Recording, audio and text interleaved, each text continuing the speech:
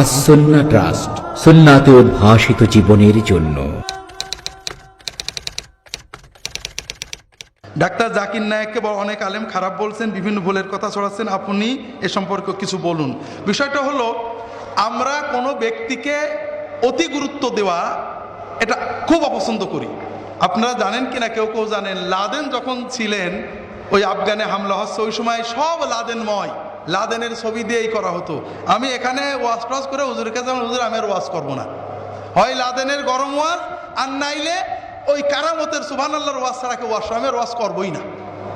আমার হুজুর বললেন যে বাবা তুমি যেটা করবো ওটা কেউ না শুনলে আমি শুনবো। তো যাই হোক, ব্যক্তিকে বেশি হাইলাইট করা ঠিক না। তবে ডাক্তার জাকির নায়েক সম্পর্কে আমার যে মূল্যায়ন, সেটা হলো উনি এমন একটা কাজ করছেন যেটা আমাদের আলেমদের ফরজ দায়িত্ব ছিল। সেটা হলো, আল্লাহ আমাদের দায়িত্ব দিয়েছেন কাফের মুশরিকের কাছে দ্বীনের দাওয়াত দেওয়া, ঠিক না? আল্লাহ রসুল ওয়াবাল্লিগু আন্নী ওয়ালাউ আয়া। কিন্তু আমরা আলেম উলামারা সারা বাংলাদেশে একজন কাফেরের কাছে কি ইসলামের দাওয়াত দিতে পারছি? তবে আমরা একটা কাজ করছি, আল্লাহ দাওয়াত দিছিলেন অমুসলমানের কাছে, কাফেরের কাছে দ্বীনের দাওয়াতটা পৌঁছানো। আমরা দেখলাম কাফেরকে মুসলমান বানানো বিদঘুটে ঝামেলা, আমরা মুসলমানকে কাফের বানাচ্ছি, ঠিক না? ও কাফের, ও কাফের, ও কাফের, ও কাফের, ও কাফের। এখন বাংলাদেশে মুসলমানের একটাও নেই, ঠিক না? ডাক্তার জাকির নায়েক দ্বীনের দাওয়াতটাকে ছড়াচ্ছেন অমুসলমানদের ভিতরে সুন্দরভাবে। অনেকে বলেন তিনি তাওরাত ইনজিল পড়েন, এটা একটা মূর্খতা। তাওরাত ইনজিল সাহাবীরা পড়েছেন, দ্বীনের দাওয়াত দিয়েছেন। জাকির নায়েক যা কিছু করেন এর সব কিছুর মূল হলো ভারতের একজন প্রসিদ্ধ আলেম আল্লামা রাহমাতুল্লাহ কিরানবী, তার এজহারুল হক বই হলো আহমদ দিদাত এবং জাকির নায়েকের ভিত্তি। এরপরে অনেক স্টাডি তারা করেছেন, এটা সাহাবায়ে কেরামকে যুগে যুগে বড় বড় আলেম ওলামারা সবাই করেছেন। ইমাম গাজালি এ ব্যাপারে বই লিখেছেন, ইবনে তাইমিয়া বই লিখেছেন, বড় বড় পণ্ডিতরা, ইবনে হাজম বই লিখেছেন। কাজেই তাওরাত, জব্বুর, ইনজিল, গীতা, মহাভারত ইত্যাদি পাঠ করে এর আলোকে দ্বীনের সত্যতা মুসলমানদেরকে বোঝানোর, পরস্পরের ভিতর সম্প্রীতি তৈরি করা, এটা বরং আল্লাহ কুরআনে অনেক জায়গায় বলেছেন, কুনতা বিশাক্কিম মিম্মা ফাসআলিল্লাযিনা উতুল কিতাবা মিন ক্বাবলিক। তোমাদের যদি কোরআনের ব্যাপারে সন্দেহ হয়, যারা আগে কিতাব পেয়েছে তাদেরকে জিজ্ঞাসা করো, আল্লাহ কোরআনে বলেছে। তার মানে যাদের মনে শক আছে, সন্দেহ আছে, তারা আগের কিতাব পড়তে পারে। আমরা গতকাল বলছি আপনাদেরকে, প্রেস ক্লাবে আমাদের মুন্সি মেহেরুল্লাহর জন্য গেছিলাম। ওই সময়ে 1800 সালের শুরু থেকে মাঝামাঝি পর্যন্ত, শেষ পর্যন্ত খ্রিস্টান মিশনারিরা ব্যাপক প্রচার করতেন, জোর জবরদস্তি প্রচার।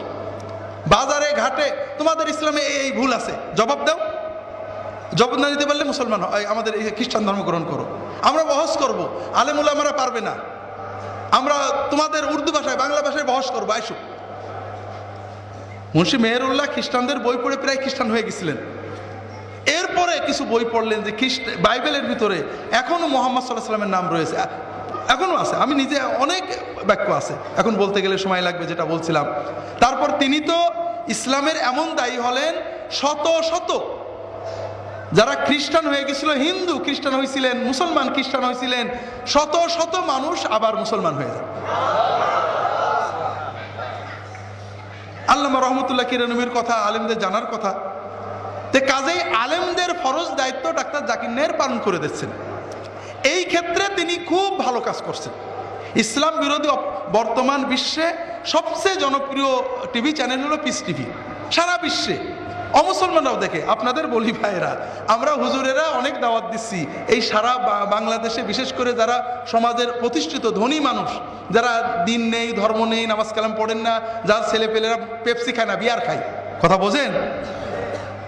এইরকম ঢাকা শহরে অনেক স্কুল আছে, যে স্কুলে ছেলে পেলে পেপসি খায় না, বিয়ার খায়, কিশোরেরা, তাদের ঘরেও এই সকল প্রোগ্রাম দিন ঢুকিয়েছে, পর্দা ঢুকিয়েছে। তবে জাকির নায়েক আলেম না, আমরা তার ভালো কাজটাকে ভালো বলি, গুড, জাযাকাল্লাহু খায়রান। আর তিনি আলেম নন, তিনি ফকি নন।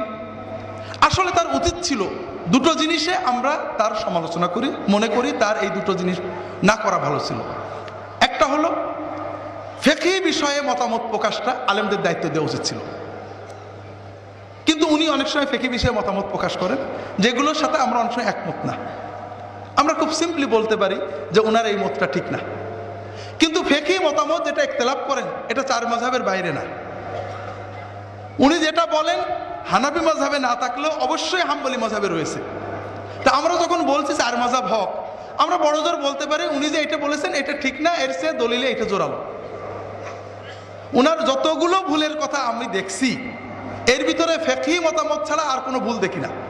আর একটা হলো উনি প্যান্ট শার্ট পরেন, প্যান্ট পরা আমার বই পাবেন কোরআন সুন্নাহর আলোকে পোশাক, পর্দা ও দেহসজ্জা, প্যান্ট আর পায়জামার কোনো পার্থক্য নেই শরীয়তের বিচারে। তবে শার্ট এটা না পরে উনি ইসলামী পোশাক পরলে ভালো করতেন। আর টাই অনেক আলেম এটাকে খ্রিস্টানদের অনুকরণ বলেছেন, ধর্মীয় অনুকরণ, ক্রস। অনেক আলেম বলেছেন না এটা ক্রস না, এটা জাকির নায়েক এটা বানায়নি। জাকির নায়েকের আগে থেকে উলামায়ে কেরামের ভিতরে দুটো মত আছে। জাকির নায়েক টাই পরেন, প্যান্ট পরেন, পাঞ্জাবি গায়ে দেন, শার্ট গায়ে দেন, অনেকে তার সমর্থন করেন। সেদিনও আমরা বলছি, একজন আলেম বলছেন ভাই উনি তো ইউরোপ আমেরিকার লোকদের জন্য দাওয়াত দেন, কাজে ওখানে উনি প্যান্ট শার্ট পরলে সমস্যা কি? মানে দেখেন সমস্যা আছে। উনি এটা করছেন হয়তো আমরা বলি মাকরু অথবা একটা, কিন্তু উনি যদি ডক্টর বেলাল ফিলিপসের মতো জুব্বা পরতেন, উনি যখন সুন্নতের কথা বলছেন, হোক ছোট সুন্নত, মুস্তাহাব সুন্নত, দায়ের জন্য মানানসই একটা পোশাক পরলে উনি নিজেও বিতর্ক থেকে পারতেন, বাঁচতেন, দিনকে আরো অ্যাডভান্স করতে পারতেন। এটা আমরা সমালোচনা করি 100 বার, কিন্তু এটা কতটুকু? এটা কি কবিরা গুনাহ? এটা কি আকীদা বিরোধী কথা? এটা কি কুফরি কথা? আমরা কোনটাকে কোথায় রাখছি ভাইরা? আসুন না কোরআন সুন্নাহ দেখি। একজন মানুষ শিরিকের বিরুদ্ধে বলছেন, বিদআতের বিরুদ্ধে বলছেন, কুফরির বিরুদ্ধে বলছেন, ইসলাম বিরোধী প্রচারণাকে উনি থামিয়ে দিয়েছেন। এটাকে আমরা অবশ্যই অ্যাপ্রিসিয়েট করব। আল্লাহর আইনটা কি? আল্লাহর আইন হলো কেউ যদি একটা গুনাহ করে তাহলে 100 গুণ গুনাহ দেন, ঠিক না? হ্যাঁ। আর একটা সওয়াব দিলে, একটা নেক কাজ করলে একটা সওয়াব দেন, ঠিক না? হ্যাঁ। যদি কেউ গুনাহ করে তার 100 গুণ সমালোচনা করতে হবে, ঠিক না? আর যদি সওয়াব করে তাহলে ওটা আর বলতে হবে না, নাকি? আল্লাহু আকবার। আল্লাহ কোরআনে বলেছে ওয়াইদা কুলতুম ফাআদিলু, কথায় ইনসাফ থাকবে। আমরা আল্লাহ কোরআনে ইহুদি খ্রিস্টানদের ব্যাপারে যখন কোনো কথা বলেছেন, তাদের নিন্দা করার পরে প্রশংসা করেছেন, অথবা প্রশংসার পরে নিন্দা করেছেন। ইহুদি খ্রিস্টান লাইসু সাওয়া মিনহুম উম্মাতুন মুক্তাসিদাতুন ওয়া কাসীরুম মিনহুম সাআ মা ইয়ামালুন। সেখানে আমরা মুসলমানদের বিরুদ্ধে সমালোচনা করতে যে পর্যায়ে যায়, দুঃখজনক, খুবই দুঃখজনক। কি নিয়ে? ছোটখাটো আপনাদের গতকাল বলছিলাম যে শিরিকের এই টিভিতে, পাকিস্তানের টিভি, ইন্ডিয়ার টিভি, বাংলাদেশের টিভি, কাট্টা শিরিক প্রচার করা হচ্ছে, তাদের বিরুদ্ধে আমরা কিচ্ছু বলছেন না। তো যাই হোক, আমরা জাকির নায়েকের ভালো, এটা প্রত্যেক মানুষের ব্যাপারে, যেটা প্রথমে আমি শুরু করেছি, ভালোকে ভালো বলবেন, খারাপকে খারাপ বলবেন।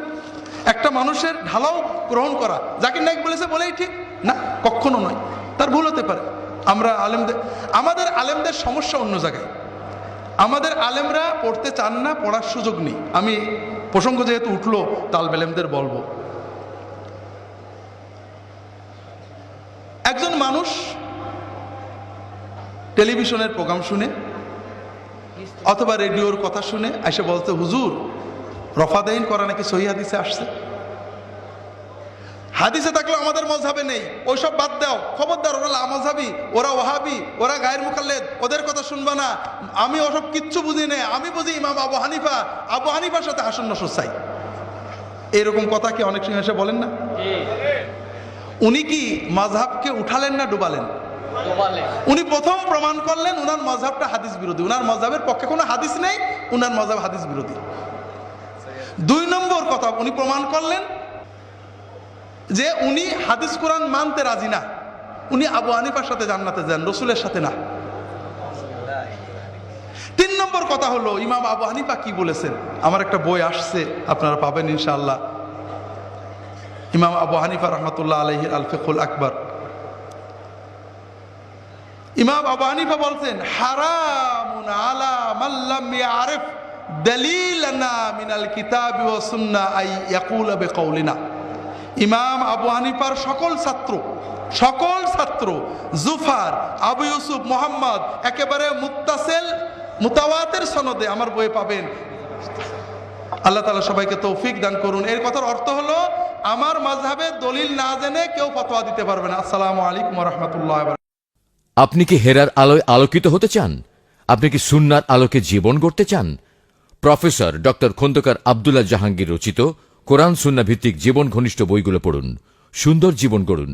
ইসলামী আকিদা, হাদিসের নামে জালিয়াতি, ইহয়াউস সুনান, রাহে বেলায়েত সহ আরো অনেক বই।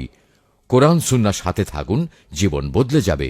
যোগাযোগ আর সুন্না ট্রাস্ট 01715400640।